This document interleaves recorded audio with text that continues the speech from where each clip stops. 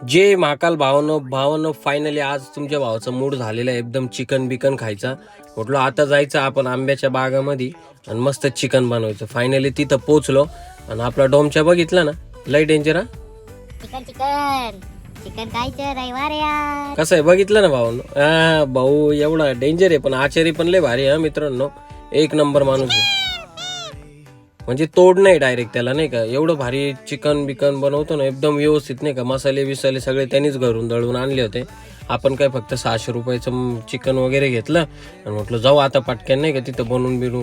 आणि finally chicken वगैरे टाकून दिलं त्याला. म्हटलं चल बाबा मी येतो वावरात चक्कर मारून, जरा बाग बीग कसं आहे बघून येतो, नाही का. बाग वगैरे बघून झाला. म्हटलं चला आता जाऊ पटक्यान, तिथं बनलंय का नाही बघून. तिथं जाऊन बघतो तर काय फायनली चिकन आपलं मस्त व्यवस्थित बनून झालेलं होतं.